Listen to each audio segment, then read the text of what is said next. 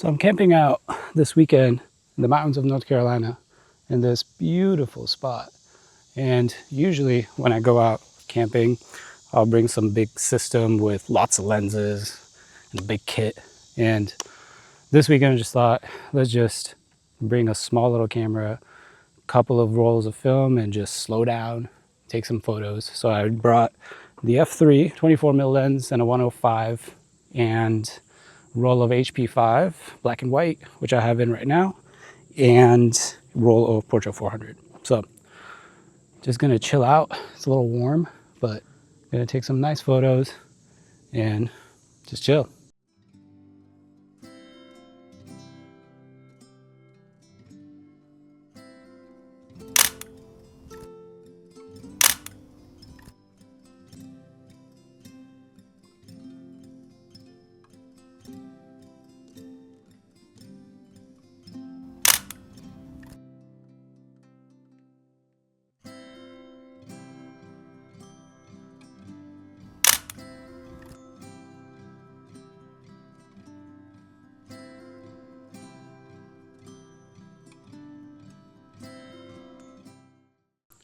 Little tour of the campsite. Let me put down the camera. This is a tent. It's a little truck tent from Amazon. Works really well. That just goes to the back of my truck. Inside I got a memory foam mattress in there. That's very comfortable. Got a little awning right here that extends out from the truck. And then got a little Blackstone, very portable.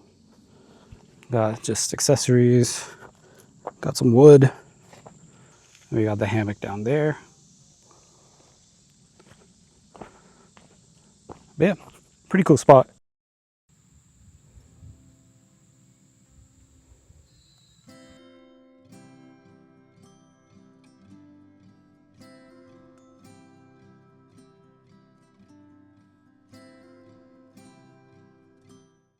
So I walked down the trail a little bit and got this really cool vantage point.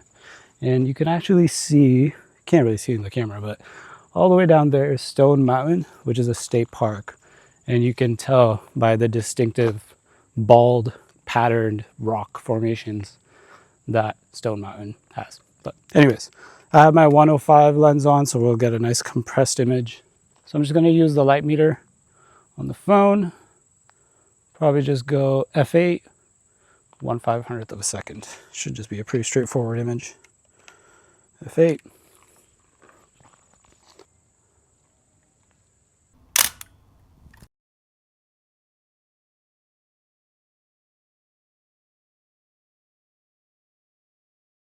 Reaching sunset time right now, and as you can see, I changed my shirt because somebody told me that I'm too sweaty. Anyways, I got a cool little photo right here. As you can see, if we move the camera a little bit over here, I'm gonna use the framing of the truck and the awning to get subject and the focal point of the mountain in the back with a wide 24mm lens. And it should look something, doing a landscape.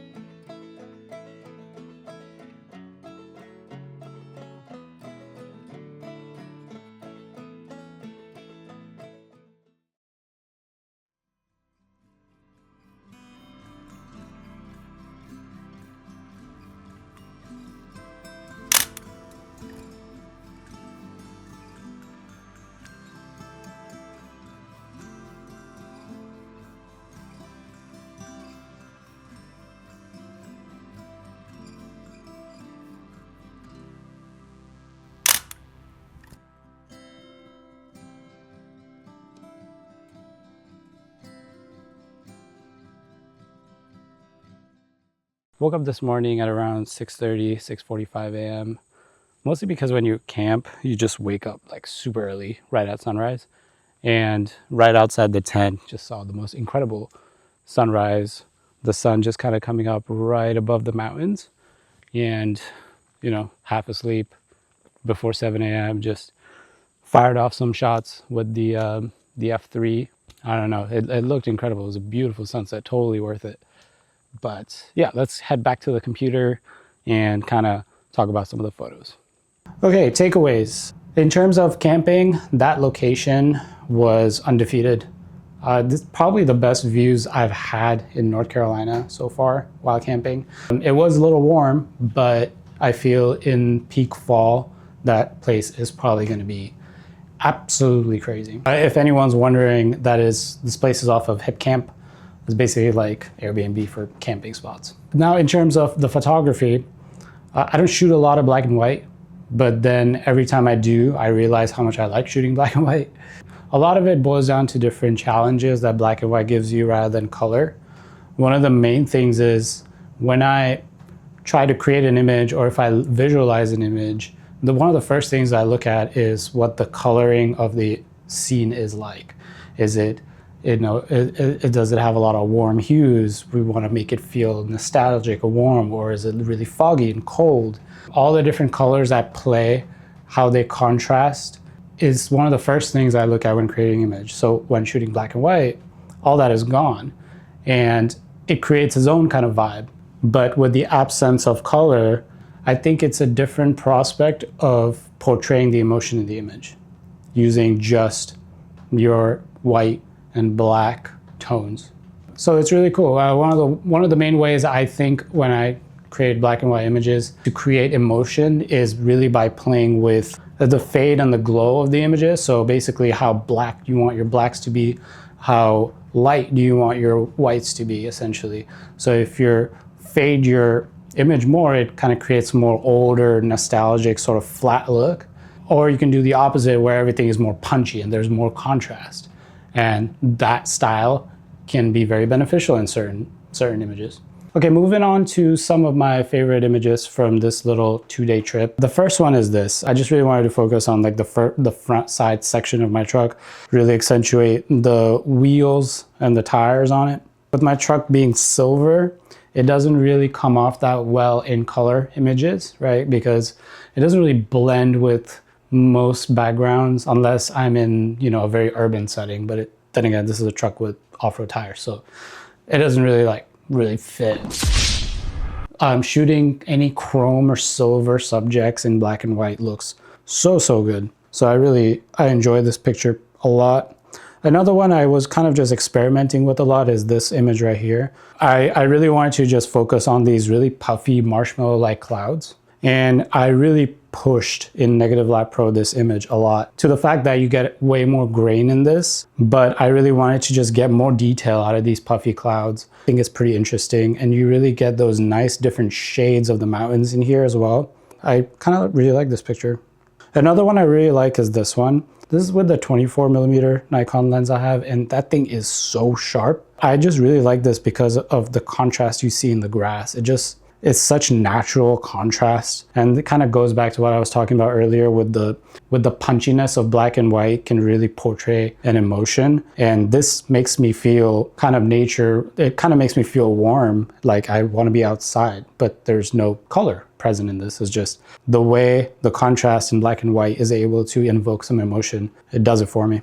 Going into the Portrait 400 images, the portraits I took in sunset are one of my favorites, especially the ones with flash. So these series of 3 images that I took, you can see the flash, because I was shooting this with the 24mm lens, so it's very wide, and I didn't realize, but I got some of the flash light trail in the image itself, but I think it kind of looks pretty cool. So I was basically just using a sync cable from the F3 into a rudimentary speed light. And I kind of metered it before using the digital camera. I know it's a kind of like a cheat way to do it, but I just didn't want to mess up any images. So I just went ahead and figured out the exposure with the digital camera prior, and then just started shooting off with the Nikon F3 with the Portra 400. And I really love the colors that came out of these 3 particular images. You really just kind of get a feel for the environment because the lens is so wide rather than just her being the main subject in the portrait and everything's blurred out. I guess big tip here, if you have a really cool scenery, don't always just shoot right at the scenery. Turn around, look at the sky. There might be something pretty interesting happening.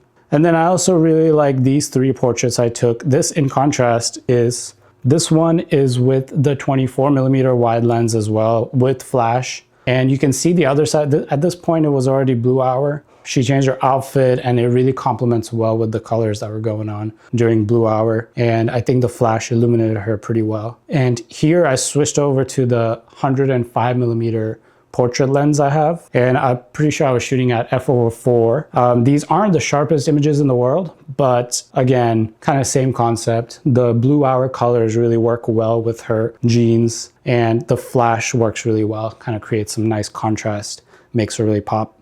The final image that I wanted to kind of talk about is probably my favorite out of this whole photo shoot is in sunrise. It's at like 6 a.m. with the 24mm wide lens. I just kind of went super low to the ground and got a lot of those little wildflowers.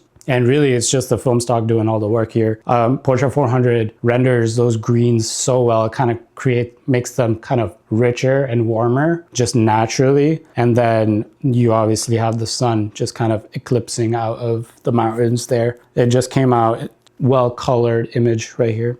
Anyways, I had a lot of fun doing this little trip. If you guys enjoyed this video, go ahead and like and subscribe, comment.